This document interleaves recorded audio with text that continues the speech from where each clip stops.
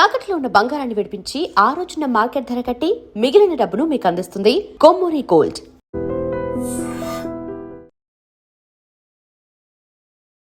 Ladies and gentlemen, welcome to iDream media. నేను Priyadarshan. So social మీడియాలో and news ఛానల్స్లో ఒక న్యూస్ అయితే బాగా వైరల్ అవుతుంది. ఏంటంటే బాచుపల్లి హైదరాబాద్లో ఒక ప్రైవేట్ ఇంజనీరింగ్ కాలేజ్లో ఒక అమ్మాయికి మత్తు మందు కలిపిన చాక్లెట్లు ఇచ్చి 2 years పైగా నాకు తెలిసి రేప్ జరుగుతూ ఉంది.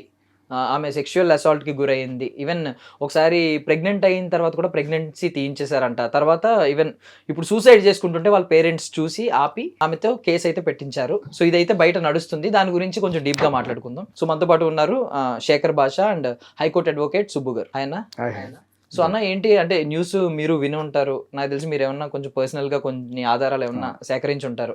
ఏంటి నిజాలు? మేము చూసేదంతా నిజమేనా? సో ఇప్పుడు నిర్భయ లేకపోతే దిశ లేకపోతే ఆయిష ఇటువంటి అత్యాచారాలు అన్నప్పుడు ఖచ్చితంగా మనం వాటి కోసం నిలబడాలి, పోరాడాలి, వాళ్ళకి న్యాయం జరగాలని చెప్పి విజయవాడలో కూడా ధర్నాలు చేశారు. వీటన్నిటికీ నేను ఖచ్చితంగా సపోర్ట్ చేస్తాను. కానీ ఈ మధ్యకాలంలో ఏమవుతుందంటే బాయ్ ఫ్రెండ్ గర్ల్ ఫ్రెండ్ ప్రేమించుకొని ఏదో గొడవలు వస్తే వాడి మీద వెళ్ళి అత్యాచారం కేసులు పెడుతున్నారు. సో ఎంత అన్యాయమైన ఇదంటే, ఇప్పుడు ఇదే కనుక మూడు పెళ్ళ మధ్య కూడా ఏదో గొడవలు రావచ్చు. గొడవ వస్తే ఇట్లాగే వెళ్ళి పెడుతున్నారని చెప్పి సుప్రీంకోర్టుకి సెంట్రల్ గవర్నమెంట్ వాళ్ళు కొన్నాళ్ళ క్రితం ఒక డైరెక్షన్ ఇచ్చారు. మార్షియల్ రేప్స్ని ఊరికే ఎఫ్ఐఆర్లు పెట్టకండి, ఇది మన కుటుంబ వ్యవస్థకే ఇది. బట్ ఈ ప్రొటెక్షన్ అనేది అక్కడ మాత్రమే ఉంది తప్ప బాయ్ ఫ్రెండ్ గర్ల్ ఫ్రెండ్ రిలేషన్స్లో, లవర్స్ రిలేషన్స్లో, లివిన్ రిలేషన్స్లో లేదు. సో ఇవి ఎంత డెలికేట్గా ఉన్నాయంటే, ఏళ్ళకి తరబడి సంవత్సరాలు చేసుకుంటారు, లివిన్లో ఉంటారు, సడన్గా ఒక రోజున ఏదో గొడవ అవుతుంది, వచ్చేసి వీడు నన్ను అప్పటి నుంచి అత్యాచారం చేస్తారు. దీన్ని ఎలా యాక్సెప్ట్ చేస్తారు? 2 రకాలు ఉంటాయి దీంట్లో. ఒకటి ఏంటంటే, మ్యారేజ్ చేసుకుంటారని ప్రామిస్ చేసి నన్ను ఎన్నాళ్ళు అత్యాచారం చేశాడు ఒకటైతే, ఇంకొకటి మత్తు మందు, చాక్లెట్లో మత్తు మందు కలిపో, కూల్ డ్రింక్లో మత్తు మందు కలిపో గత 2 ఏళ్ళ నుంచో 3 ఏళ్ళ నుంచో, ఇది ఎంత వినడానికి హాస్యాస్పదంగా ఉంటుంది. సరే, ఒక రోజు నిజంగానే మత్తు మంది ఇచ్చాడు అనుకుందాం, మరి 2వ రోజు, 3వ రోజు, 4వ రోజు, 1.5 సంవత్సరం పాటు సాగుతాయి ఎక్కడన్నా వినడానికి. ఎంత అన్యాయమైన ఇదంటే జరిగింది చెప్తా. నాకు తెలుస్తున్నది, ఈ అబ్బాయి అమ్మాయి ప్రేమలో ఉన్నారు కొన్నాళ్ళు, 1.5 సంవత్సరం లవ్లో ఉన్నారు. ఈ టైంలో ఉంటున్నప్పుడు ఈ అబ్బాయి ఫ్రెండ్ ఈ అమ్మాయికి పరిచయం అయ్యాడు. మామూలుగా ఫ్రెండ్ అన్నప్పుడు పరిచయం అవుతారు కదా. తర్వాత కొన్నాళ్ళకి ఈ అమ్మాయి ఈ అబ్బాయితో కూడా 2 టైమింగ్ చేస్తుంది. ఈ లవర్ ఫ్రెండ్ని కూడా చాటింగ్ చేస్తుంది, కొంచెం అసభ్యకరమైన చాటింగ్లోనే చేస్తుంది. అది బయటపడింది. అంటే రాత్రిపూట చేసుకునే అటువంటి చాట్, ఇద్దరు కూడా అది తెలిసింది వీడికి. చాటింగ్ ఇంకా అంతకుమించి ఎంతవరకు వెళ్ళిందో తెలియదు. ఆ అమ్మాయి రూములకి వెళ్ళడం కూడా జరుగుతుంది. అలాగే ఈ అబ్బాయితో ఓయో రూమ్లోకి వెళ్ళడం, ఇవన్నీ కూడా ఆవిడ ఒప్పుంది. ఆ ఓయో రూములు పక్కన పెడితే క్లాస్ రూముల్లో కూడా వీళ్ళిద్దరూ కలిసి అటువంటి కార్యకలాపాలు చేస్తుంటే అక్కడ ఎవడో సెక్యూరిటీ గార్డు కూడా పట్టుకున్నాను ఈవిడే చెప్తుంది. సరే, ఇవన్నీ మనం చూస్తే ఈ క్రమంలో ఏం జరిగిందంటే, ఈ అబ్బాయికి ఇంకోటితో ఇలా మూవ్ అవుతుందనే విషయం తెలిసి, ఇంకా నాకు నువ్వు వద్దు, నేను దాంతో ఉండలేను అని చెప్పి బయటకు వచ్చేసాడు. బయటకు వస్తే రోజు ఇంకా అబ్బాయిని టార్చర్ చేయడం మొదలెట్టింది. ఏ రేంజ్లో అంటే, నువ్వు ఉంటావా నాతో, లేకపోతే నేను చచ్చిపోతా, నువ్వు మరి ఉండాలనుకున్నప్పుడు పవిత్రంగా ఉండాలి కదా, నువ్వు వేరే వాడితో మూవ్ అయితే నేను ఎట్లా ఉంటాను, నాకు అవసరం లేదు నువ్వు అంటే. మెల్లగా అది పెరిగింది, ఫ్రిక్షన్ పెరిగింది. నాకు వాడొద్దు, నేను ఏదో మనుషులు అన్నాక తప్పు చేయరా, ఏదో తప్పు చేశాను, నువ్వు పెద్ద మనసుతో క్షమించి నువ్వు నన్ను వెళ్ళుకో, నువ్వు మన ఇద్దరం కలిసి ఉందాం. లేదు, నా వల్ల కాదు. అప్పటికి వాడు తప్పించుకోవడానికి ఇంకొక ఏం చేసాడుగా, డైరెక్ట్గా వాళ్ళ అమ్మకే ఫోన్ చేసి చెప్పేశాడు, అమ్మ ఇది నీ కూతురు చేసిన నిర్వాహకం అని చెప్పి. వాళ్ళ అమ్మ ఈ అబ్బాయి ఆ అమ్మాయి కాల్లో ఉన్నప్పుడు చెప్పాడు. ఆవిడకి మరి ఈ విషయం తెలిసింది, కూతుర్ని నిలదీసింది. ఏమ్మా, నువ్వు నిజంగానే పవిత్రంగా ఉండాలి కదా, ఒక అబ్బాయితో రిలేషన్లో ఉన్నప్పుడు చేసిందంతా నువ్వు చేసి ఆ అబ్బాయిని ఎందుకు ఇప్పుడు టార్చర్ చేస్తున్నావు అనేది యాజ్ ఇట్ ఈస్గా వాళ్ళ అమ్మ వాయిస్లో ఉంది గట్టిగా. అంటే నేను మనుషులు నాకు తప్పులు చేస్తారు కదా అని ఆ అమ్మాయి ఒక సర్దు చెప్పుకుంటుంది. నువ్వు మాట జారావా, నువ్వేమన్నా నోటి మాట తీసుకోవడానికి నువ్వు చేసిన పని ఏంటి, పవిత్రత అనేది కోల్పోతే ఎట్లా ఉంటుంది, మన వాక్యం ఏం చెప్పారు, ప్రభు ఏం చెప్పాడు అని చెప్పి క్రిస్టియన్స్ అనుకుంటా చెప్పి చాలా క్లియర్ కట్గా ఎవిడెంట్ ఇది. అంటే వీళ్ళిద్దరి relation gone bad because of her behaviour. వద్దనుకుంటే ఎట్టబోతావు నువ్వు నా దగ్గర నుంచి అని చెప్పి ఇంకా వాడిని ఇంకా ఏదో రకంగా సరే అట్టబెట్టుకోవడానికి సూసైడ్ అటెంప్ట్ కూడా ట్రై చేసినట్టుంది. అటెంప్ట్ బెదిరించడానికి చేసే అటెంప్ట్లో ఉండొచ్చు. సో ఇది అక్కడ పెరిగి ఇంకా ఫైనల్గా నువ్వు ఎలా రావో చూస్తానని చెప్పి వెళ్ళి ఆ అబ్బాయి మీద అత్యాచారం కేసు. సో ఇక్కడ ఏంటంటే, మగాళ్ళకి ఈ వాళ్ళ రేపట్లో మొగుడైతే 498 DBC పెడతారు, ఎంసీ కూడా మెయింటెనెన్స్, ఎంసీ అంటే. అలా కాకుండా లవర్ అనుకో నీకు ఏదో రేపో లేకపోతే పెళ్లి చేసుకుంటానని ప్రామిస్ చేసి మోసం చేసిన ఈ 2 సెక్షన్ 493 కావచ్చు 376 కావచ్చు పెట్టేస్తారు. ముందు వెనక చూసుకోకుండా అంటే వాడు స్టూడెంట్ అబ్బాయి 20 ఏళ్ల పిల్లవాడు వాడిని తీసుకెళ్ళి ఇప్పుడు రిమాండ్లో పెడితే వాడి జీవితం ఏం కావాలి? వాడు ఏమన్నా ఇప్పుడు ఏదో ఒక టైంలో అమ్మాయి నో చెప్పింది అనుకో, మనకి పింక్ సినిమానో లేకపోతే ఈ మధ్యకాలంలో అభ్యుదయవాదులు చెప్తుంది when a woman says no it's no, మరి when a man says no it's not no. వద్దంటే వాడిని తీసుకెళ్ళి జైల్లో పెడతారు. ఎయిదర్ మ్యారేజ్ ప్రామిస్ బ్రేక్ చేశాడని చెప్పి పెడతారు, లేకపోతే అత్యాచారం చేస్తున్నాడు ఇన్నాడని చెప్పి మొత్తం మందిలో కలిపి ప్రతిరోజు అత్యాచారం చేస్తున్నాడు అని చెప్పి వినే వాళ్ళకైనా చూసే వాళ్ళకైనా సరే కొంత సెన్స్ ఉంటే అర్థమైపోద్ది. ఇది ఇక్కడ జరుగుతున్న క్లియర్ కట్గా అతన్ని ఎలాగైనా సరే తను అట్టే పెట్టుకోవాలనుకుంది. వాడు వద్దనుకుంటున్నాడు రిలేషన్, ఈ అమ్మాయి కావాలనుకుంటుంది. ఈ అమ్మాయి చేసిన తప్పు వల్ల వాడు వెళ్ళిపోయాడు. ఉంటావా చస్తా కుక్కలాగా నా కాళ్ళ దగ్గర పడుండి నేను ఎంతమందితో తిరుగుతాను, అది నా ఇష్టం. నువ్వు నా దగ్గర ఉండకపోతే చూడు నేనేం చేస్తాను. ఎవరో ఉన్నారు లాయర్లు ఉంటారు కదా కొంతమంది, అంటే సార్ అని చెప్పట్లేదు మామూలుగా కొంతమంది సపోర్ట్ ఇచ్చారు. ఆవిడ చక్కగా లాయర్ డ్రాఫ్ట్ చేసిన ఒక కంప్లైంట్ తీసుకెళ్ళి పోలీస్ స్టేషన్లో ఇస్తే ఆ అబ్బాయిని తీసుకెళ్ళి పాపం. ఇక్కడ ఇంకొక చిన్న ఎగ్జాంపుల్, ఆ అబ్బాయితో పాటు ఈ అబ్బాయి మీద కూడా పెట్టింది కేసు. ఈ అబ్బాయి అత్యాచారానికి ట్రై చేశాడట. ట్రై చేసినప్పుడు ఈ అమ్మాయి అతన్ని తోసేసి అతని రూమ్లోంచి వచ్చేసింది. అసలు ఆయన రూమ్కి వెళ్ళి ఎందుకు వెళ్ళింది? ఎందుకంటే అతని మీద కూడా కేసు పెట్టడానికి కారణం ఏంటంటే వాడు రేపు పొద్దున ఎవిడెన్స్ అవుతాడు కదా. అదే వీడి మీద కూడా రేప్ కేసు పెట్టేశారు అనుకోండి, ఇద్దరిలో ఎవరి సాక్ష్యం కూడా చెల్లదు కదా. ఇక్కడ ఏంటంటే ఆది నుంచి కూడా ఒక స్త్రీ అనే వ్యక్తి అంటే వేధింపులకు గురి కాబడుతుంది, వివక్షతకు గురి కాబడుతుంది, ప్రతి విషయంలోనూ తనకు సముచిత స్థానం దొరకట్లేదని చెప్పేసి నానుడి ఏదైతే మనకి గ్రంథాల నుంచి వస్తున్నటువంటి నానుడు ఉందో అది కూడా ఇప్పటి వరకు జరుగుతుంది అనే భ్రమలో ఇప్పుడు ఉన్నటువంటి ప్రస్తుత సమాజం ఉంది. అవి కోర్టులే కానివ్వండి, సమాజమే కానివ్వండి.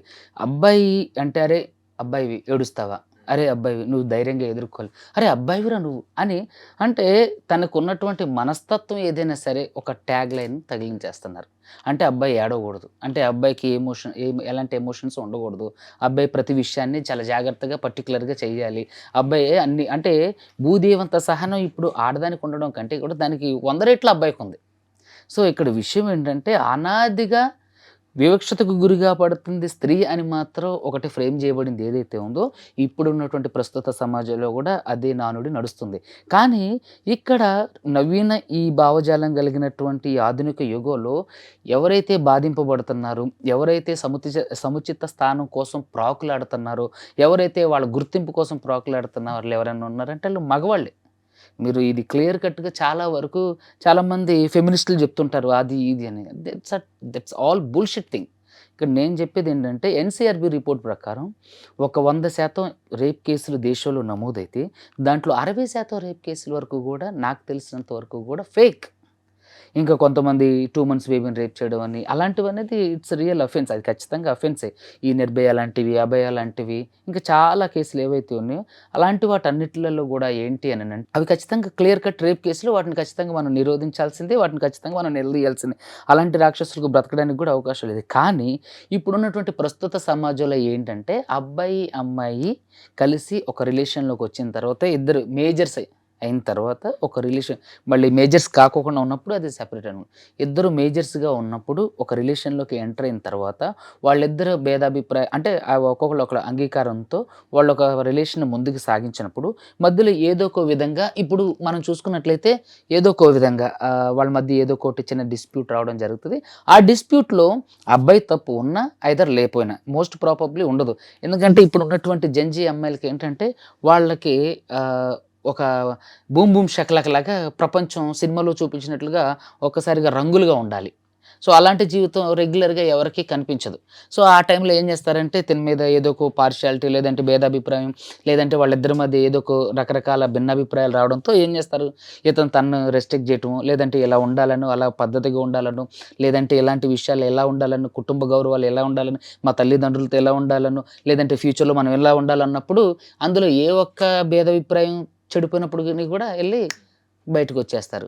దాంతో వివాదాలు అక్కడ స్టార్టింగ్ పాయింట్ అక్కడ ట్రిగర్ అవుతుందని అక్కడ నుంచి అది పోలీస్ స్టేషన్కి వెళ్ళి ఒక మగవాడి జీవితాన్ని జైలు పాలు చేసి 4 గోడల మధ్యలో వాడికి జీవితం అంటే ఇంత భయంకరమైనదా అని చూపించే స్థాయికి ఈరోజు కొంతమంది స్త్రీలు చాలా చాకచక్యంగా ఎదుటివాడి జీవితాన్ని నాశనం చేయడం. అంటే నేను ఒకటి అడుగుతున్నానండి, ఇప్పుడు నార్మల్లీ అబ్బాయిలకి చట్టపరంగా చూసుకుంటే అబ్బాయిలకు ఉండే లాస్ చాలా తక్కువ, అమ్మాయిలకు ఉండే లాస్ చాలా ఎక్కువ ఉన్నాయి. అంటే వాళ్ళకి సపోర్ట్ చేస్తూ అమ్మాయి కావాలనుకుంటే ఇలా రేప్ కేసు పెట్టొచ్చు ఇవన్నీ అంటున్నారు. బట్ నేను విన్నది లాలో ఇంకోటి విన్నది ఏంటంటే ఒక 100 మంది దోషులు తప్పించుకున్నా పర్లేదు, ఒక నిర్దోషికి శిక్ష పడకూడదు. సో ఆ పాయింట్ ఆఫ్ వ్యూలో ఈ అబ్బాయిని చూడదా ఇప్పుడు కేసు ఇక్కడ consider చేయరా? ఏంటంటే మనకి భారత ప్రధాన న్యాయమూర్తి ఎక్స్ ఆయన చెప్పింది ఏంటంటే మానవ హక్కుల ఉల్లంఘన అనేది పోలీస్ స్టేషన్లోనే ఎక్కువ జరుగుతుంది అని. సో ఈ పోలీస్ స్టేషన్లలో ఏంటంటే ఒక అమ్మాయి వెళ్ళి ఒక రేప్ కేసు పెట్టినప్పుడు చాలా వరకు పోలీస్ స్టేషన్లలో ఉన్నటువంటి నానుడు ఏంటంటే ఒక మోస ధోరణి, ఒక ఫార్మాట్ లాంటిది ఉంటుంది. ఆ ఫార్మాట్ని చేంజ్ చేసి అసలు మీరు చూసినట్లయితే ఆ కేసుని గట్లా మనం క్షుణ్ణంగా పరిశీలించి ఒక దాని మీద ఒక స్టడీ చేస్తే ఈజీగా ఛేదించవచ్చు అలాంటి కేసులు. ఏంటంటే copy paste, like copy paste కంప్లైంట్లు అన్నీ కూడా కాపీ పేస్ట్, ఛార్జ్ షీట్ అంతా కాపీ పేస్ట్, రిపోర్ట్లు అన్ని కాపీ పేస్ట్. ఆ అమ్మాయి victim 100 ఎఫ్ఐఆర్లు చూస్తే ఇటువంటి అంటే బాయ్ ఫ్రెండ్ గర్ల్ ఫ్రెండ్ మీద పెట్టినాయి. వాళ్ళ రేప్ కేసులు పెడతారు కదా, గర్ల్ ఫ్రెండ్ బాయ్ ఫ్రెండ్ మీద పెట్టిన రేప్ కేసెస్లో 95% కంప్లైంట్లో సార్ చాక్లెట్లో మత్తు మందు కలిపి, కూల్ డ్రింక్లో మత్తు మందు కలిపి ఇదే ఉంటుంది. ఆహా. అది కలిపి సంవత్సరాల తరబడి చేస్తూనే ఉంటారు వీళ్ళు అత్యాచారం. రెండో రోజుకి అలా తెలియలేదా, మూడో రోజుకి తెలియదా, ప్రతిరోజు చాక్లెట్ ఇస్తూనే ఉన్నాడు వాడు. సరే వీడి సంగతి వదిలి వీడి ఫ్రెండ్ కూడా నన్ను అత్యాచారం చేయడానికి ట్రై చేశారని చెప్పి ఆ అబ్బాయి రూమ్కి వెళ్ళి, ఈమె ఆ అబ్బాయి రూమ్కి వెళ్ళి అబ్బాయితో చేసిన చాట్ చూడాలి నువ్వు అంతకు ముందు రోజు రాత్రి. భయంకరం. ఇటువంటి పరిస్థితిలో మన ఇంజనీరింగ్ కాలేజీలో అమ్మాయిలు ఉన్నారా ఇవాళ అని చెప్పి అనిపిస్తుంది. ఒక అమ్మాయి వల్లగా ఇటువంటి నిన్న మోయాల్సి వస్తుంది మిగతా వాళ్ళు కూడా, బట్ చాలా మంది లేదు లేదండి ఉన్నారు ఇప్పుడు ఉన్నంత వరకు. ఇక్కడ నేను అడిగేది ఏంటంటే ఆ అబ్బాయి ఏదో బ్యాడ్ టచ్ చేసాడు, నాకు ఇష్టం లేదు వచ్చేసానని చెప్తుంది రెండో వాడి గురించి. మరి వీడు చేసిన గుడ్ టచ్ చేశా, మొదటి వాడు ఇష్టపూర్వకంగానే ఉందని ఇక్కడ అర్థమవుతుంది కదా. ఇప్పుడు ఒకవేళ కనుక నీకు వచ్చేయాలంటే ఈ అబ్బాయి దగ్గర నుంచి కూడా వచ్చేసి ఉండొచ్చు కదా. చాక్లెట్ ఇచ్చాడు, బిస్కెట్ ఇచ్చాడని చెప్పకుండా వీడి దగ్గర చాక్లెట్ లేదా, వాడు చాక్లెట్ ఇవ్వలేకపోయాడు, వాడికి తెలియలేదా చాక్లెట్ ఇవ్వాలని, అందుకని వచ్చేసాడు. అంటే ఇప్పుడు బ్లాక్ మెయిల్ చేసే రూమ్కి రమ్మన్నాడు అన్నట్టు ఉంటదేమో కదా నాకు తెలిసి. అలా ఏం చెప్పలేదు. బ్లాక్ మెయిల్ చేసి రూమ్కి రమ్మంటే తను పోలీసులకి ఇన్ఫార్మ్ చేయొచ్చు. జస్ట్ ఇట్స్ సింపుల్ కాల్ 100 కొడితే విమెన్ ప్రొటెక్షన్కి సంబంధించి తెలంగాణ గవర్నమెంట్ చాలా అంటే అత్యాధునికత దాని మీద ప్రదర్శిస్తుంది. ఆడవాళ్ళ గోప్యతకి కానీ ఆడవాడి భద్రతకి కానీ చాలా అంటే చాలా భద్రత కల్పిస్తుంది. సో ఈ రోజుల్లో ఎవరిని రిస్ట్రిక్ట్ చేయలేరు, ఎవరిని ఒక దగ్గర బంధించలేరు.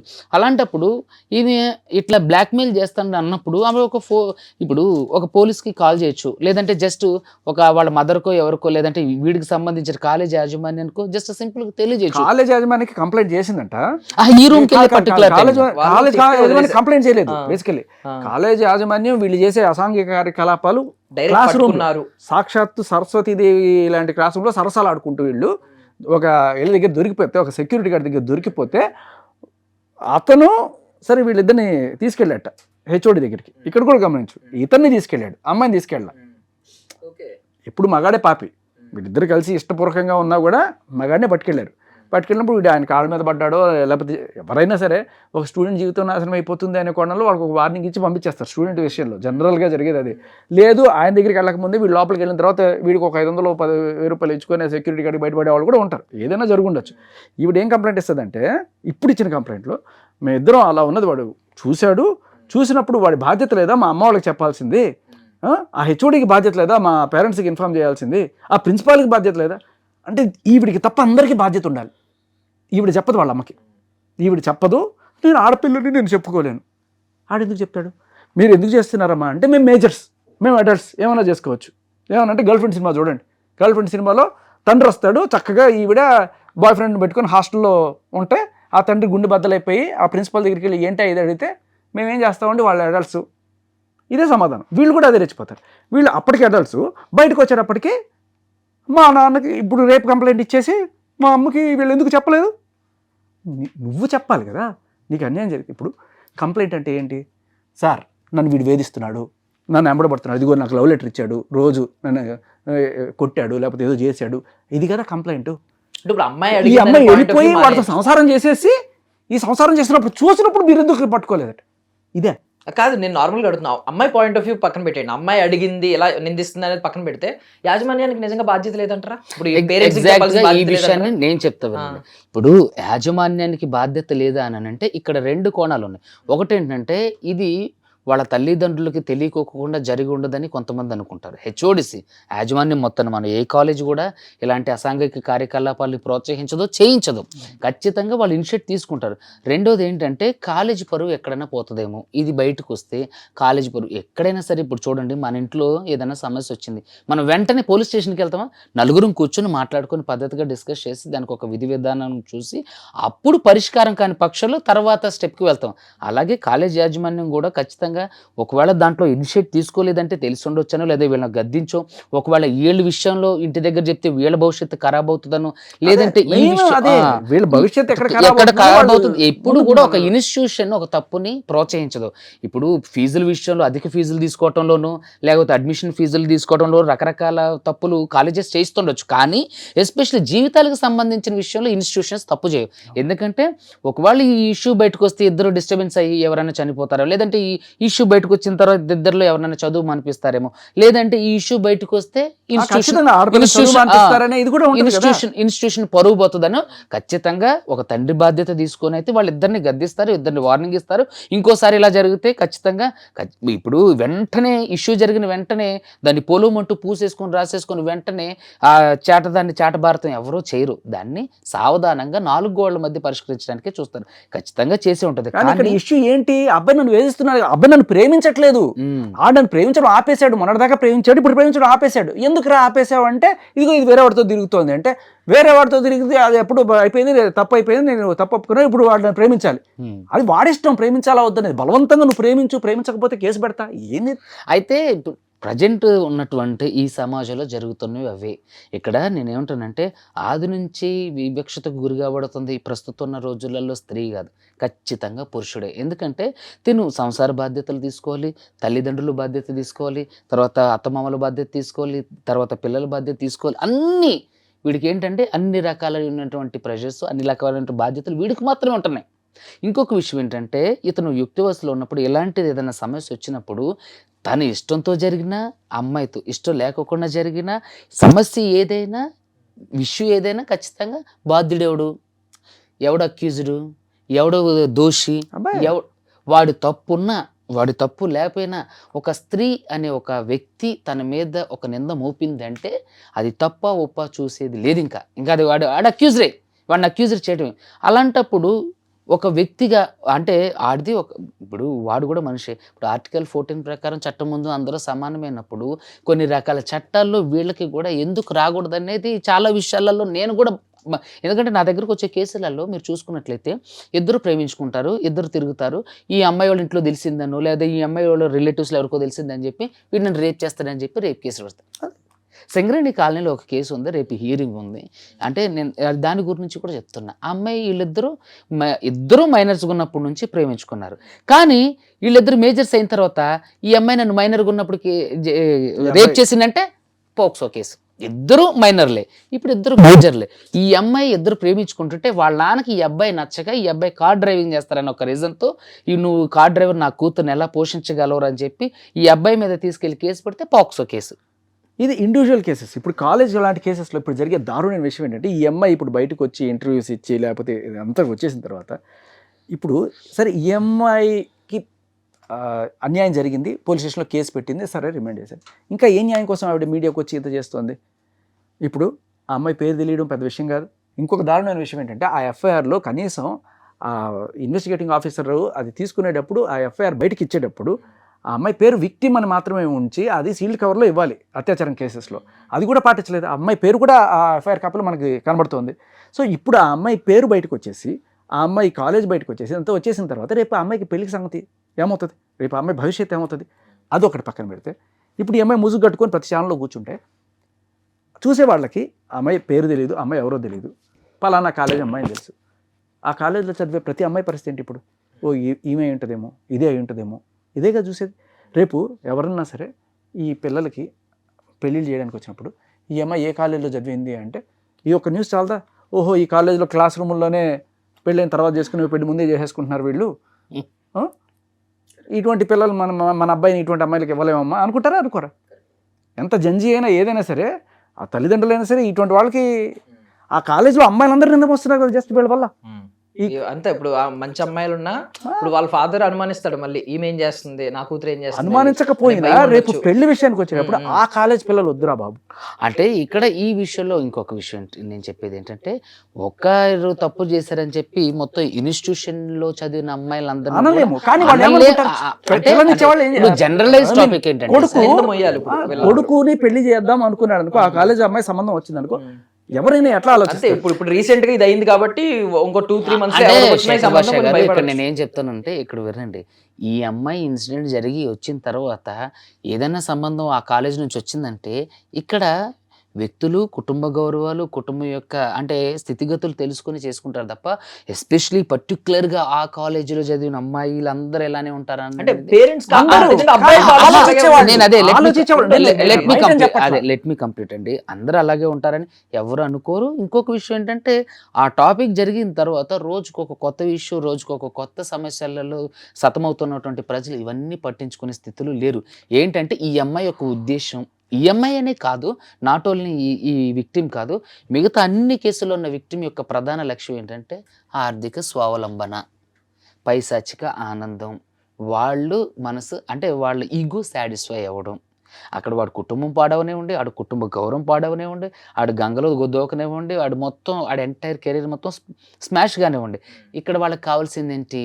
అమ్మ నా ఈగో సాటిస్ఫై అయింది అంటే, ఒకళ్ళ ఈగో కోసం లేదంటే నీ యొక్క సంతోషం కోసం ఒక అబద్ధపు ఎలిగేషన్స్ చేసి, ఆవిడకి క్రిస్టియన్ అంటున్నారు కాబట్టి క్రిస్టియన్, దాంట్లో బైబిల్లో నాకు కొటేషన్ ఉంటుంది, నీ పొరుగు వాని మీద అబద్ధపు సాక్ష్యము పలుకకూడదు అని. మరి అలాంటప్పుడు నువ్వు క్రిస్టియన్ అయి ఉండి ఒకవేళ నిజంగా నీకు జరిగిందే అయితే నువ్వు ఫస్ట్ స్టార్టింగ్లోనే చెప్పాలి. సంవత్సరంన్నర తర్వాత వరకు ఇంత జరిగిన తర్వాత చెప్పడం అనేది ఇది తప్పు. తప్పును ఫస్ట్లోనే నువ్వు ఖండించినట్లయితే నీ పరిస్థితి ఇక్కడ వరకు వచ్చేది కాదు కదా. ఆ తల్లి ఎవరైతే బైబిల్ సూక్తి ముక్తావళి ఆ పిల్లకి చెప్తోందో, ఆ తల్లే ఇవాళ మీడియా ముందుకు వచ్చి ఇలా జరిగింది, నా కూతురిని అత్యాచారం చేశారు, ఇవన్నీ చెప్తుంది. మరి ఫోన్ లో మాట్లాడినప్పుడు అదే తల్లి, నువ్వు చేసినంత నువ్వు చేసి ఆ అబ్బాయిని ఎందుకు అంటావమ్మా? సో బిఫోర్ దట్ అంటే నార్మల్లీ చాలా మందికి బయట పబ్లిక్ ఏం తెలుస్తుంది అంటే, ఇలా మీమ్స్ వస్తున్నాయి. జస్ట్ ఇన్ఫర్మేషన్ ఏమనంటే, ఒక ఇన్సిడెంట్ జరిగింది, వెలుగులోకి వచ్చింది, బాచుపల్లి దగ్గర ఒక ఫీమేల్ స్టూడెంట్ని డ్రగ్ చేసి సెక్షువల్లీ అసాల్ట్ చేశారు. విక్టిమ్స్ మదర్ ప్రకారం ఏంటంటే చాక్లెట్లు ఇచ్చి, ట్యాబ్లెట్లు ఇచ్చి ఒక సంవత్సరం పైగా ఆమెని అసాల్ట్ చేస్తూ వచ్చారు. ఆమె కూడా చెప్పడం ఏంటంటే ఫ్రెండ్ కూడా ఇన్వాల్వ్ అయ్యాడు. పాపం ఫ్రెండ్ కూడా రిపీటెడ్గా అసాల్ట్స్ జరుగుతూ ఉన్నాయి. ఆమె పాపం ఈ లాస్ట్లో తట్టుకోలేక సూసైడ్ అటెంప్ట్ చేస్తే వాళ్ళ పేరెంట్స్ పట్టుకుని అప్పుడు పోలీసుల దగ్గరికి వచ్చి చెప్పినట్లు. అండ్ ఇంకోటి ఏంటంటే, ప్రైవేట్ ఫొటోస్ సోషల్ మీడియాలో పెడతా, డార్క్ వెబ్లో పెడతా అని చెప్పి వాళ్ళు వాళ్ళు భయపెట్టి బలవంతం చేసుకోవడం ఎవ్రీ టైం. ఇది ఈవెన్ టైమ్స్ ఆఫ్ ఇండియాలో కూడా నేను ఆర్టికల్స్లో ఇలాంటివి చూసాను, పెద్ద పెద్ద వెబ్సైట్స్ లో కూడా. ఇక్కడ నేను చెప్పేది ఏంటంటే, ఇక్కడ రేప్ జరిగింది అనడంతో అది తప్ప ఒప్ప లేకపోతే కనీస జ్ఞానం అంటే జనరలైజ్డ్గా తెలుసుకొని వేయాలి అనేది కూడా లేదు. ఒక వచ్చిందా ఓకే పొలవమంటూ దాన్ని మెయిన్ మేజర్ ఈ మెయిన్ స్ట్రీమ్ మీడియా ఏదైతే ఉందో అది ఏంటంటే జస్ట్ కేసు ఏం నమోదైంది అనేది కేసు లేదు. అలా లేదు. నేను మీకు చూపిస్తా, పలానా కాలేజీలో పలానా స్టూడెంట్ పైన ఇద్దరు ఆగాయిత్యం కీచకులు. నేను ఏమంటానంటే, ఫస్ట్ ఆఫ్ ఆల్ నాణ్యత కలిగినటువంటి జర్నలిజం దొరకటం కూడా ఈ రోజుల్లో అదృష్టంగా అయిపోయింది. ఏది దాన్ని ఒక ప్రత్యేకించి ఒక సరుకులా కొనుక్కోవాల్సి వస్తుంది. ఇక్కడ నేను ఏమంటానంటే, ఒక రేప్కి సంబంధించినటువంటి కేసు వచ్చినప్పుడు ఇలా జరిగిందని రాయడం వేరు, వాళ్ళని విక్టిమ్ వాళ్ళని అక్యూజ్డ్గా చేయడం వేరు. అది ఎవరిని టార్చర్ చేస్తున్నారు? వీళ్ళు ఈ అమ్మాయిని టార్చర్ చేస్తున్నారా, ఈ అమ్మాయి వీడిని టార్చర్ చేస్తుందా? ఒకసారి నీకు విను, నీకు అర్థమవుతుంది. నేను అడిగిన, నేను చెప్పింది అర్థమవుతుందా? నువ్వు అడిగిందంటే వింటానే. నువ్వు ఫస్ట్ నాకు చెప్పు, నువ్వు మీ అమ్మ ఏమంటది అంటే, పిచ్చిదానా లోకంలోకి రా, ఇంటికి ఇంకా మైకంలో ఉండి ఇంత జరిగినా గానీ నువ్వు చేసి ఆ అబ్బాయిని బ్లేమ్ చేస్తావేందమ్మా? నువ్వు చేసి అబ్బాయిని బ్లేమ్ చేస్తావు. మదర్, వాళ్ళ మదర్, అమ్మాయి వాళ్ళ మదర్. పవిత్రంగా ఉండేదానివి, అతనే కావాలనుకుంటే నువ్వు పవిత్రంగా ఉండేదాన్ని కదా, వేరే వాళ్ళతో ఎందుకు? మనిషి దాకా తప్పులు చేస్తారు కదా. నేను ఏమంటానంటే, ఇక్కడ ఇది చాలు ఇంతవరకు. సో ఇక్కడ రేప్ చేయబడిన అమ్మాయి, హింసించబడుతున్నటువంటి అమ్మాయి, పదే పదే అత్యాచారానికి గురి కాబడే అమ్మాయి యొక్క వాయిస్ టోన్ ఇది. బట్ న్యూస్లో వచ్చేది ఏంటంటే, according to her mother only case నమోదయ్యింది.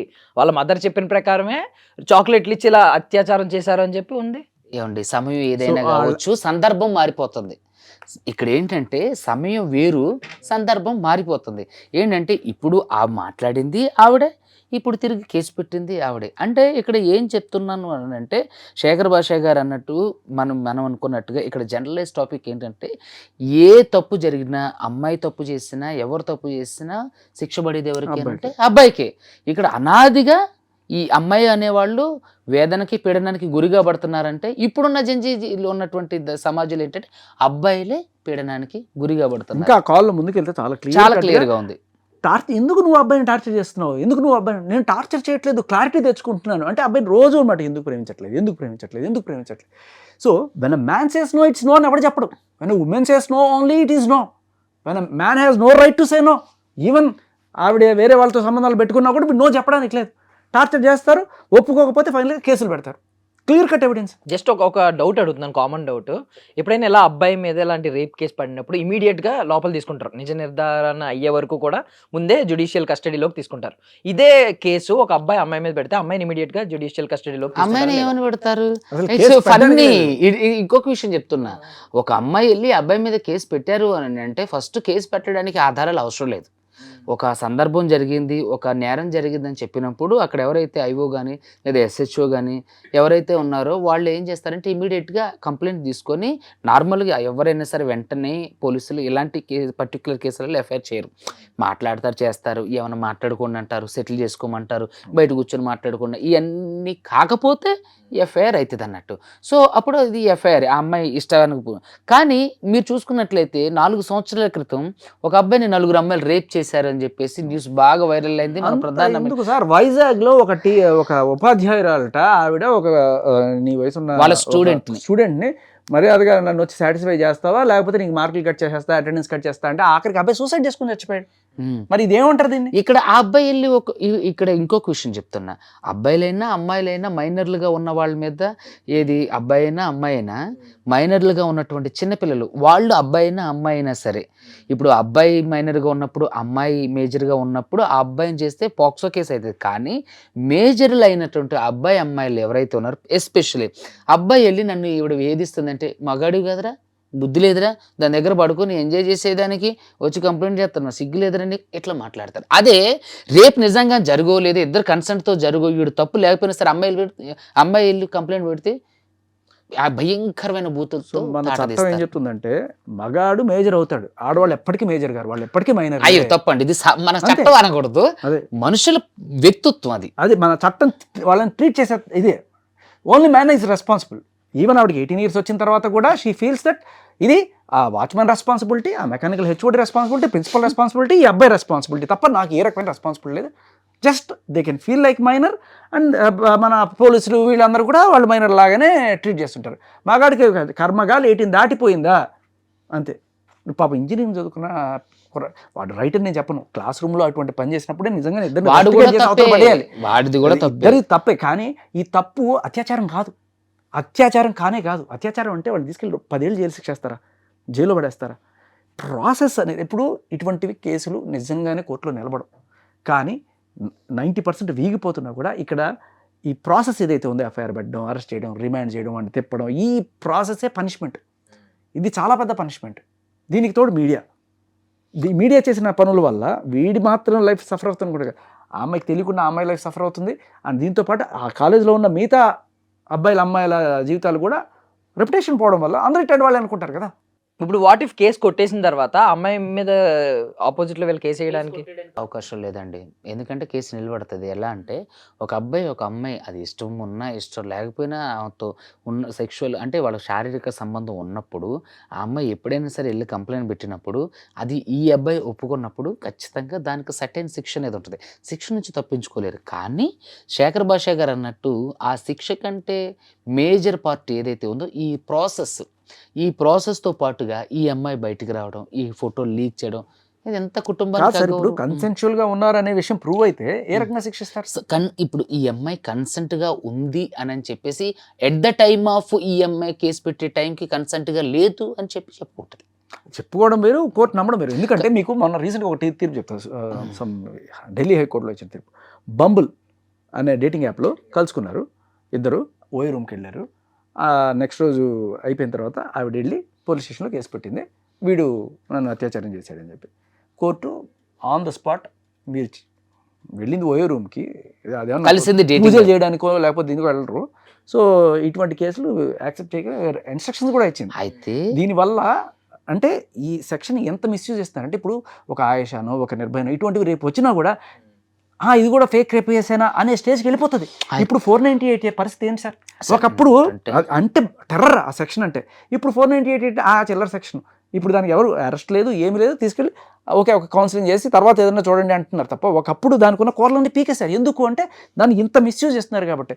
ఇది కూడా నేను అనుకుంటున్నా సార్, ఒక 100 కేసులు ఇట్లాంటివి వస్తున్నాయంటే రోజు, దానికి కూడా కానీ ఇక్కడ డేటింగ్ యాప్ వేరు, కలుసుకొని చదువుకున్నది వేరు. ఇప్పుడు ఈ అమ్మాయిదే తప్పు అని మనం మాట్లాడుతున్నాం, కానీ అబ్బాయిది కూడా 100కి 200%, 50% అబ్బాయిది కూడా తప్పు ఉంది. అప్పుడు ఇద్దరిని శిక్షించండి. నేను ఏమంటానంటే, వీడు అమ్మాయిని శిక్షించేది పక్క పెడితే ఈ అబ్బాయి ప్రాస్పెక్టివ్స్లో మాట. ఇక్కడ ఏంటంటే క్లాస్ రూమ్లో వీడికైనా విజ్ఞత లేదా? వీడికైనా కనీసం గౌరవం మర్యాద ఉండాలి కదా.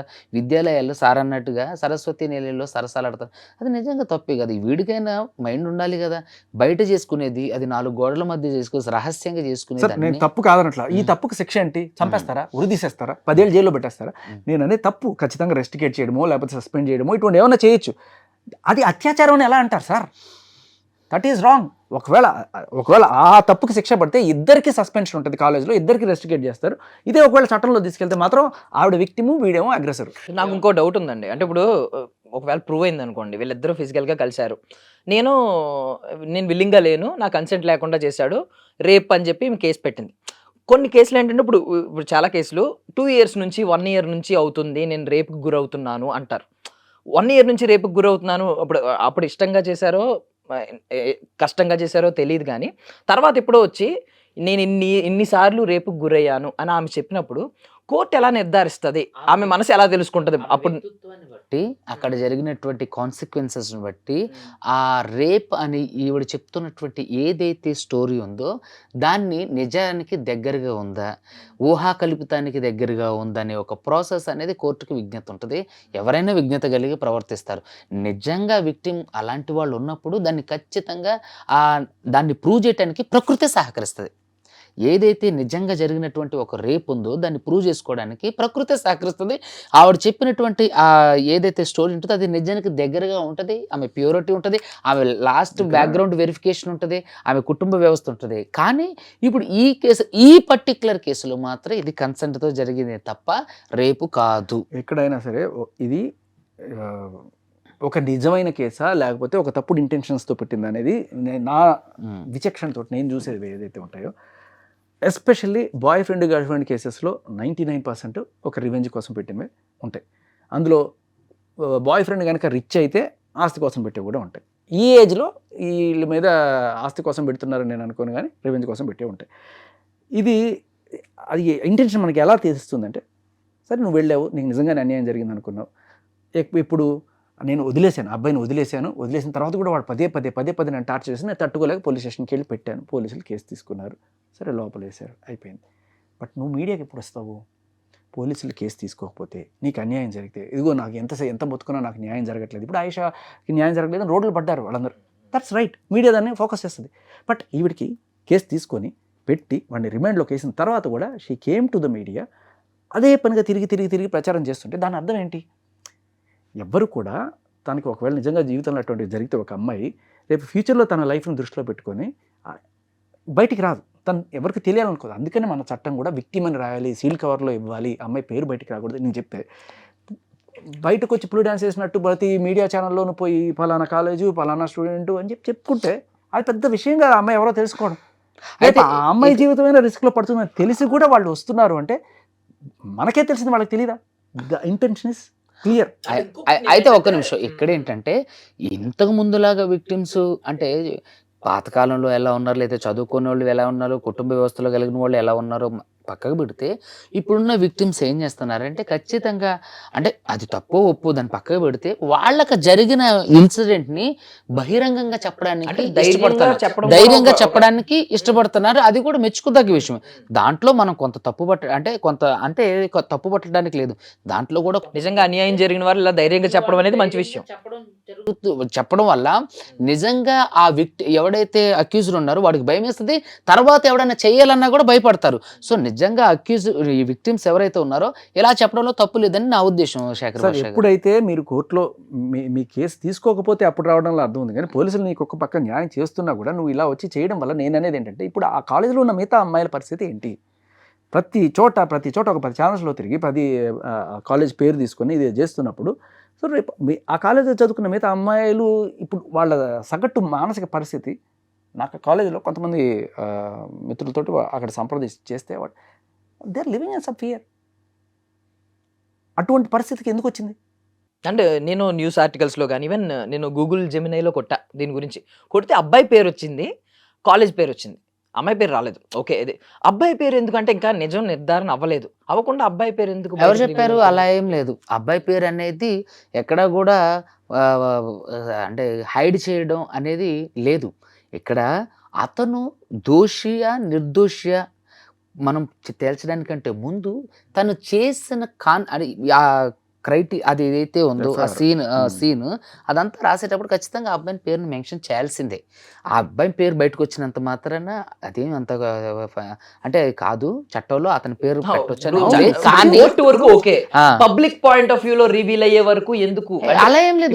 కోర్టు కూడా చెప్పాలి కదా, పబ్లిక్ లో ఎవరో ఇతని పేరు రివీల్ చేయాలి, దోషాన్ని ప్రూవ్ అయ్యే వరకు రివీల్ చేయకుండా ఎవరని చెప్పారు? అలా ఏం లేదు. దోషి కానప్పుడు బహిరంగంగానే జడ్జిమెంట్ లో చెప్తారు. అంటే మామూలుగా FIR is a public document that can be given. కానీ ఇక్కడ ఈ ఎఫ్ఐఆర్ పబ్లిక్ డాక్యుమెంట్ అయినా కూడా ఒకవేళ నిజంగా దీంతో ఎవరైనా పెట్టారంటే నాకు తెలిసి ఆఫీసర్ రిస్క్లో పడతారేమో. ఎందుకంటే ఆ పేరు అమ్మాయి పేరు ఉంది దాంట్లో. It is the main duty. ఇప్పుడు చట్టం తెలిసిన ఆయన కావచ్చు, మనం కావచ్చు, ఖచ్చితంగా అమ్మాయి పేరు తీసుకోం, అది బేసిక్ రూల్ మనందరికీ తెలిసిందే. కానీ because FIR is public document నేను పెట్టేశాను అని చెప్పి బయట ఎవరైనా పెట్టేశారంటే ఖచ్చితంగా అమ్మాయికి ప్రాబ్లం అవుతుంది. అప్పుడు ఏం చేస్తారు?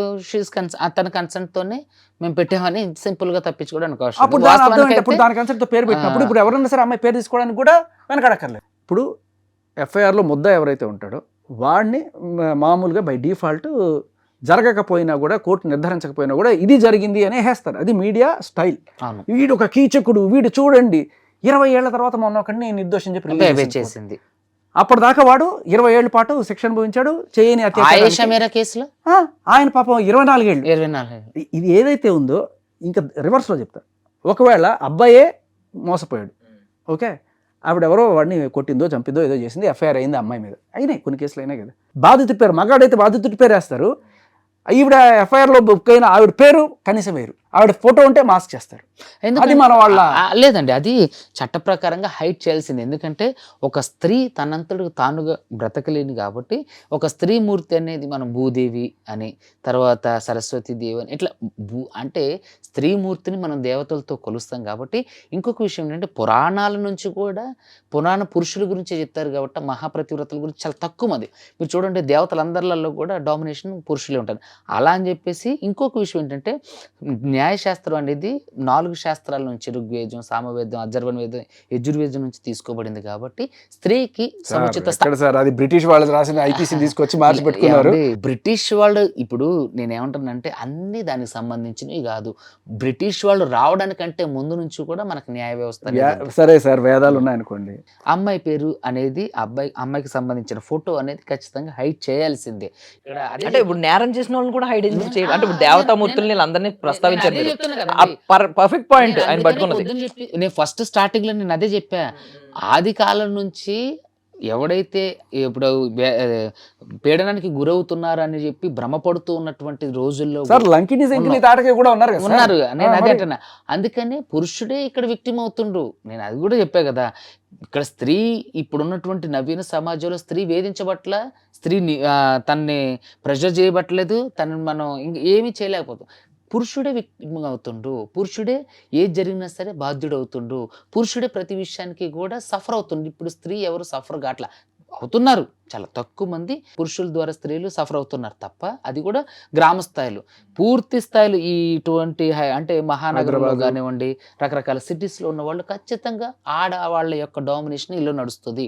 అక్కడ జరగకపోతే మాత్రం ఆ సంసారం, అక్కడ పురుషుడు ఆ భార్య మాటకు లోబడిపోతే మాత్రం ఆ సంసారం ఒక చదరంగమే అయిపోతుంది. లేకపోతే 498 మెయింటెనెన్స్ DVSC, అబ్బాయి bye friend girl 4 and 6 DP act.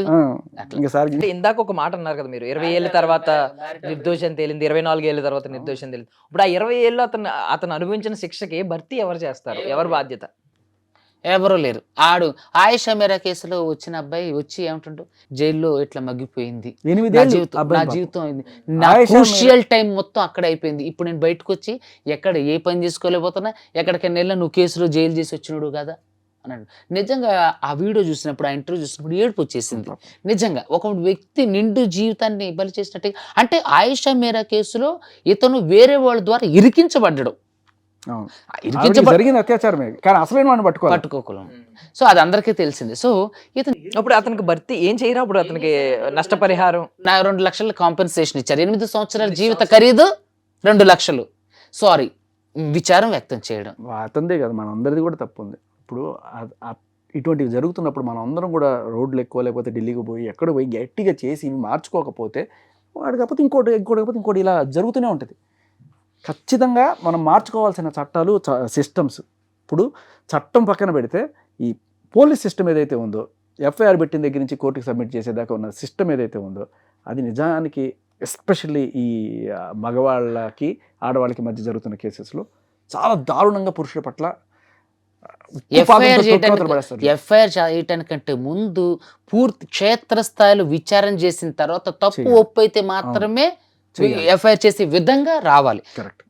అలా చేస్తే చాలా వరకు ఎఫ్ఐఆర్లు కాకోకుండా వాళ్ళ జీవితాలు పాడు కాకోకుండా జరగడానికి అవకాశం. ఇది నా అభిప్రాయం. ఇది చెయ్యండి, ఇలా చెయ్యండి అని నేను చెప్పట్లేదు, నా అభిప్రాయం. ఫస్ట్ తీసుకెళ్ళి లోపలేయండి, ఆడు సస్తాడు ఏమైతే అవుతుంది తర్వాత సంగతి, తర్వాత తీసుకెళ్ళి లోపలే. అజాని మాస్టర్ అయితే 39 రోజులు, ఇంకొకళ్ళు అయితే అండర్ ట్రయల్ ఖైదీలు బోల్డ్ మంది ఉన్నారు. అదొక పెద్ద టాపిక్ అసలు. ఇంకోటి మాట్లాడితే వాడికి న్యాయం ఎప్పుడు జరుగుతుందో తెలియదు, తీసుకెళ్ళి లోపల పడేస్తారు. డబ్బులు ఉండేవాడికి బెయిల్ వస్తుంది, డబ్బులు లేని వాడికి బెయిల్ కూడా రాదు కనీసం. కానీ బెయిల్ వచ్చినా కూడా వాడికి అలా ఏం లేదండి, డబ్బులు లేని వాళ్ళకి కూడా ప్రభుత్వం కేసు ఒకవేళ డిస్మిస్ చేశారనుకోండి, ఎవరైతే తప్పుడు కేసు పెట్టారో వాళ్ళ మీద ఏమన్నా పడుతుందా? వీళ్ళు తిరిగి యాక్షన్ తీసుకుంటే కదా. ఇప్పుడు వీళ్ళు పేదవాళ్ళు ఫర్ సపోజ్ మళ్ళీ ఇంకొక ఫైట్ చేసి ఓపిక లేదు. ఆయేషా మీరా కేసులో సత్యంబాబు రిలీజ్ అయ్యిండు. సత్యంబాబు తిరిగి వాళ్ళ మీద ఎవరి మీద కేసులు ఫైల్ చేయలే. చేస్తే తప్పకుండా యాక్షన్, దానికి సంబంధించి యాక్షన్ ఉండేది. దానికి యాక్షన్ కంటే ముందు ఆయన ఫస్ట్ సత్యంబాబు అంటే అది పెద్ద వేరే కేసు. నార్మల్ కేసులలో ఖచ్చితంగా కేసులు వేస్తే న్యాయం జరుగుతుంది, ట్రయల్ జరుగుతుంది. మన మీద తప్పుడుగా సాక్ష్యాలు ప్రవేశపెట్టి లేదా తప్పుడు సమాచారం ఇచ్చిన పోలీస్ ఆఫీసర్నే సస్పెండ్ చేసి జైలు పాలు చేసే చట్టాలు మన దగ్గర పటిష్టమైన చట్టాలు ఉన్నాయి. కానీ బతుకు జీవుడా, బయటపడ్డం చాలరా దేవుడా అనుకున్నట్టే ఉంటున్నారు తప్ప, నాకు జరిగింది అన్యాయం, దీని మీద పోరాటం చేయాలి, దీని మీద ఖచ్చితంగా మళ్ళీ మనం తిరిగి సెక్షన్ 211 ఇలా చట్టంలో ఆటోమేటిక్గా ఈ తప్పుడు కేసు పెట్టిందంటే తీర్పిచ్చే రోజే ఆవిడకి శిక్ష పడే రోజు వస్తే తప్ప ఇవి ఆగవు. అలాంటిది అంటే కూడా అంటే ఇక్కడ మీరు ఇందాక అన్నట్టుగా ఇక్కడ ఎంత లాంగ్ ప్రాసెస్ ఎందుకు అని అంటే, ఇందులో నిజంగా నిర్దోషి ఎవరైనా ఉంటే వాళ్ళకి శిక్ష పడకూడదు అనేది దాని యొక్క ముఖ్య ఉద్దేశం. దాన్ని కొంతమంది అవకాశవాదులు అవకాశంగా చేసుకుంటున్నారు తప్ప శిక్ష పడకూడదనే పడిపోయింది కదా సార్, ఆల్రెడీ తీసుకెళ్ళి రిమాండ్ లో పడేశారు కదా సార్. ఇప్పుడు ఇలాంటి సెన్సిటివ్ కేసెస్ లో ఫాస్ట్ ట్రాక్ కోర్టు అలాంటి ఏమండి అక్కడ ఇక్కడ మెయిన్ కాజ్ ఏంటంటే వాళ్ళిద్దరి మధ్య సంబంధాన్ని చూస్తున్నారు, ఆ అమ్మాయి పెట్టిన కేసును చూస్తున్నారు.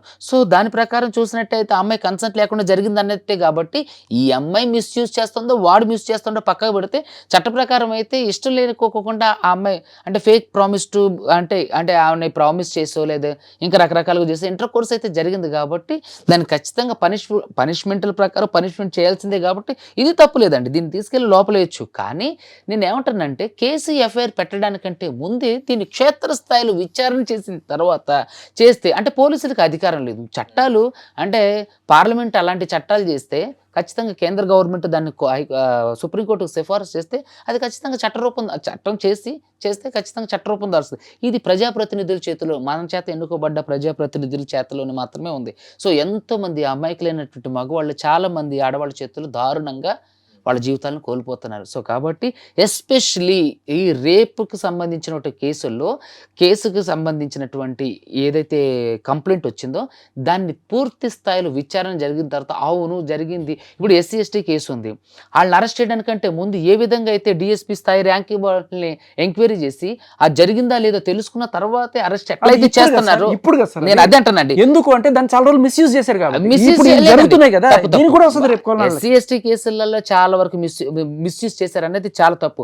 ఎస్సీ ఎస్టీకి సంబంధించినటువంటి నిరోధక చట్టం కేసులలో ఒక చుండూరు సంఘటన, ఒక కారంచేడు సంఘటన బొచ్చును ఉన్నాయి. ఇప్పటికి స్టిల్ ఉన్నాయి సార్. ఇప్పటికీ కూడా ఎస్సీ ఎస్టీలు వాళ్ళ ఊర్లో ప్రతిరోజు అంటే అన్టచబిలిటీకి ఉన్నారు. సో అది ఇంకా తప్పు అలాంటి సార్. వాళ్ళు Again మీరు ఉన్నారు. చెప్పినట్టుగా నేను ఏమంటానంటే హైదరాబాద్ విషయం వేరు, అగైన్ ఊళ్ళలో ఉన్న నేను culture వేరు. ఏమంటానంటే ఇక్కడ చెప్తున్నా సార్ జనరలైజ్గా. సో ఒక ఎస్సీ ఎస్టీ కేసులో కేసు ఫైల్ అయిన తర్వాత ఎఫ్ఐఆర్ అయిన తర్వాత ఇన్వెస్టిగేటివ్ ఆఫీసర్ వచ్చి ఇన్వెస్టిగేషన్ చేసిన తర్వాత ఇది జరిగింది అన్నప్పుడు మాత్రమే వాళ్ళని తీసుకెళ్లి జైల్లో వేయటం, తర్వాత జరగలేదు అన్నప్పుడు కేసు కొట్టేయటం ఎలాగైతే ఉందో అలాగే ఎస్పెషల్లీ దీంట్లో అబ్బాయికి అమ్మాయికి సంబంధించినటువంటి కేసులో అబ్బాయి మీద అమ్మాయి రేప్ కేసు పెట్టినప్పుడు ఎఫ్ఐఆర్ పోని చేసినా సరే అరెస్ట్ అనేది ఆపి ఇన్ఫర్మేషన్ అనేది ఆపి ముందు తన మీద ఇన్వెస్టిగేషన్ క్షేత్రస్థాయిలో జరిగిన తర్వాత అరెస్ట్ చేసి తిని జైలుకి పంపించడం అనేది కరెక్ట్ అయిన పద్ధతి నేను అనేది ఒక నా అభిప్రాయం. ఈ విషయంలో నేను మన భారతదేశంలో మాత్రమే ఇట్లా ఉందా, వేరే దేశాల పరిస్థితి ఏంటి అని చెప్పి చూస్తే అమెరికాలో లేదు ఇటువంటి సిస్టమ్.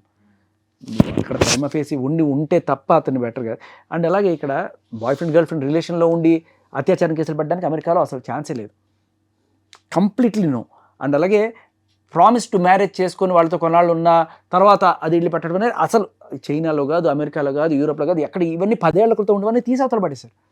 ఆ స్టేజ్ ఇండియా కూడా వస్తుంది త్వరలోనే, పెద్ద వింతేం కాదు, ఇట్స్ మ్యాటర్ ఆఫ్ టైం. ఎంత తొందరగా వీళ్ళందరూ ఎక్కువ మిస్యూజులు చేస్తుంటే ఇప్పుడు ఈ కేసులు ఇట్లాంటి 100 పెరుగుతున్నాయి అనుకో, ఓకే మనం సవరించాల్సిన రోజు వచ్చింది అని చెప్పి అనుకుంటారు. లేదు మనందరం ముందుగా వెళ్ళి అక్కడ పోరాటాలు గిరాటాలు చేసుకుంటే అప్పుడు ఇవి మారుతాయి. ఆయన చెప్పినట్టుగా ఆ స్థాయి వ్యక్తి ఎవరైనా సరే దీన్ని అనుమతిస్తే తప్ప ఇది అరెస్టులు చేసేది స్టేజ్కి రావడం. ఎందుకంటే వాడి జీవితం నాశనం అయిపోయింది కదా. ఇంజనీరింగ్ చదువుతున్న వాడు రేపు వాడు బయటకు వచ్చేనా సూసైడ్ చేసుకుంటే. మీకు ఒక విషయం చెప్తున్నానండి, మా సత్తుపల్లిలో ఒక ఇన్సిడెంట్ జరిగింది, తామర చెరువు ఇన్సిడెంట్. అంటే ఇప్పటికి వాళ్ళు కూడా ఇంజనీరింగ్ స్టూడెంట్సే. ఒక ప్రాస్టిట్యూట్ని మాట్లాడుకొని ఆ చెరువు దగ్గర, అంటే అది నిర్మానుష్య ప్రదేశం, 4 స్టూడెంట్స్ వెళ్ళి అక్కడ తనతో అంటే ఒక ప్రాస్టిట్యూట్ని మాట్లాడుకొని, తప్పే వాళ్ళు చేసింది కూడా, ప్రాస్టిట్యూట్ని మాట్లాడుకొని వెళ్ళి వాళ్ళు అంటే ఆ నిర్మానుష్య ప్రదేశంలో శృంగార కార్యకలాపాలు చేస్తుంటే ఎవరో చూసేసరికి ఈ అమ్మాయిలు కేసు పెట్టింది 5 years బ్యాక్, అంతే 5-6 years బ్యాక్.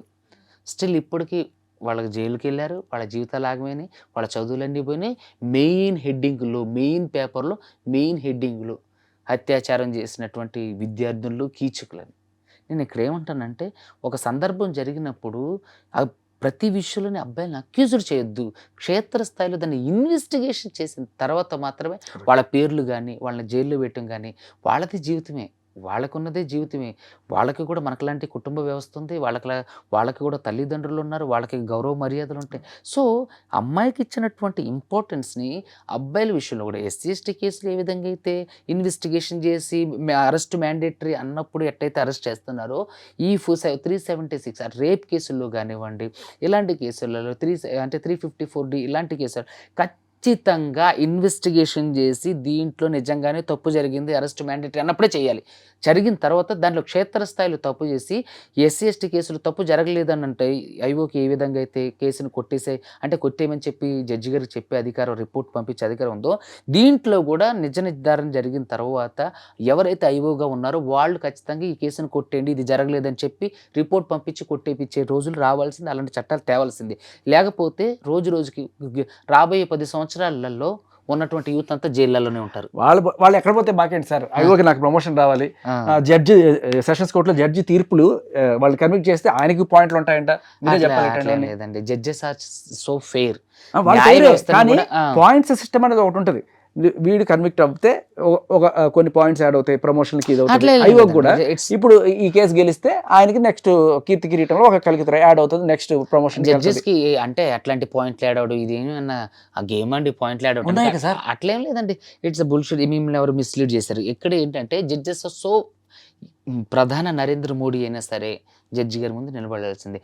ఈరోజు రాష్ట్ర ప్రభుత్వాలు చేస్తున్న తప్పుల్ని కోర్టులు నిలదీసి కుట్లేస్తాయి. అంటే ఇక్కడ మనకి ఎక్కడైనా న్యాయం జరుగుతుంది అంటే ప్రభుత్వం తర్వాత అత్యున్నతమైనది అవును సార్. స్థానంలోనే కోర్టులు ఒకసారి మాత్రమే. ఇలాగే ఇందిరాగాంధీ గారి మీద తీర్పిస్తే ఏమైంది సార్? ఏమండి చూడండి, అలహాబాద్ కోర్టు ఆ కోర్టుకి దాకా తీర్పిచ్చే అవకాశం లేదని చెప్పి కొట్టేసి ఆవిడ ఎమర్జెన్సీ డిక్లేర్ చేసి అసలు ప్రైమ్ మినిస్టర్ అనేవాళ్ళు వీళ్ళకి అతీతులు, ప్రైమ్ మినిస్టర్ మీద జడ్జి తీర్పు ఇవ్వకూడదని చెప్పి చూడండి నేనేమంటున్నానంటే గత కాలంలో జరిగినాయి కాదు, ఇప్పుడున్నటువంటి సమాజంలో, ప్రస్తుత సమాజంలో ఆ విప్లవాత్మకమైన మార్పులు వచ్చినాయి. సో మనం అలా అనుకుంటే ఇక మనం దేన్ని నమ్మడానికి లేకుండా అయిపోతుంది. సో కోర్టులు అనేవి చాలా గౌరవప్రదమైనవి, ఎవరి జీవితాలని కూడా ఇన్ఫ్లుయెన్స్ చెయ్యవు.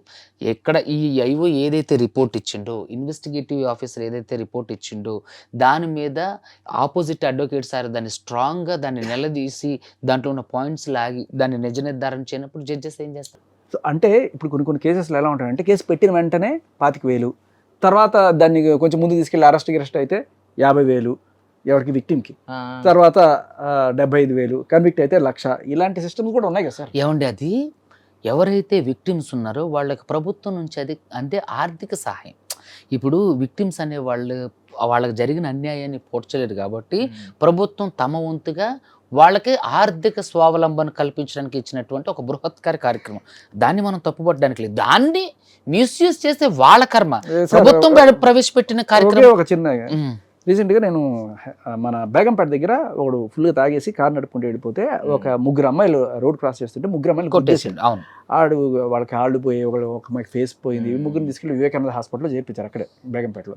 చేర్పించిన తర్వాత వాడు వెళ్ళి పోలీస్ స్టేషన్లో ఏదో లొంగిపోయాడు, మొత్తానికి ఏదో అయింది, పిలిచారు. సో ఒక 2-3 ఏళ్ళు నడిచింది పాపం. వీళ్ళు అలాగే కుంటుకుంటూ కోర్టులకు వెళ్ళారు, పోలీస్ స్టేషన్కి వెళ్ళారు, వాళ్ళకి న్యాయం జరుగుతుందనే దీంట్లో ఫైనల్గా తీర్పు వచ్చింది. ఏంటి తెలుసా, అతనికి 2,500 రూపాయలు జరిమానా వేశారు. ఓకే, ఆ జరిమానా కూడా వీళ్ళకి ఇస్తారో లేదో తెలీదు. వీళ్ళు ఇన్నాళ్ళు తిరిగిందని వీళ్ళకి అంటే ఇదేం న్యాయం సార్? పొరపాటు. ఇక్కడ దీన్ని ఆర్బిట్రేషన్కి పంపిస్తారు. ఇక్కడ నేను చెప్పేది ఇక్కడ ఏం జరుగుతుందంటే ఆర్బిట్రేషన్కి పంపిస్తారు. ఎవడైతే గుద్దినవాడు ఉంటాడో వాడు వాళ్ళకే ముందుగానే కొంత అంటే ఇప్పుడు మనం లోక్ అదాలత్ల కేసులు ఏ విధంగా అయితే ఏదన్నా ఉంటే మాట్లాడుకొని రెండమ్మ మేము కొట్టేస్తాం అంటే రాజమార్గం అని. సో ఏంటంటే అల్టిమేట్గా వాళ్ళకి న్యాయం దక్కాలి. సో కాబట్టి ఈ కారుతో గుద్దినోడు ఎవడైతే ఉండో వాడితో వాళ్ళకి కాంపెన్సేషన్ ఇప్పించిన తర్వాత దాన్ని కాంపెన్సేషన్ రాలేదు సార్. అది బయట ఇప్పుడు బయటికి కాదు. నేను ఏమంటున్నా అంటే ఆర్బిట్రేషన్ అనేది బయటికి రాదు. నేను ఏమంటున్నా సార్, ఏ కాంపెన్సేషన్ లేదు. జనరల్ గా యాక్సిడెంట్ కేసెస్ లో ఇది మామూలుగా అయితే అదేంటే నేను కొన్నిసార్లు మనం చూస్తున్న కోర్టులో వాడికి 50 లక్షలు ఫైన్ వేశారు సార్, 10,000 ఫైన్ వేశారు, 50,000 ఫైన్ వేశారు.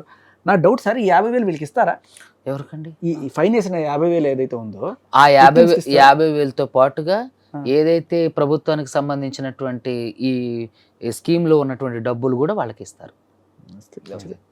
అలా సో ఇలాంటి ఏదైనా చిన్న ఫైన్లు వేస్తే బయట ఆల్రెడీ కంపెన్సేట్ చేసి ఈ అబ్బాయి రేపు నిర్దోషి అని తెలిస్తే మన సోకాల్డ్ ముద్దాయి ప్రస్తుతం ఈ రేప్ కేసులో ఎవరైతే జైల్లో మగ్గుతున్నాడో అతనికి ఏమైనా ఇస్తారా సార్?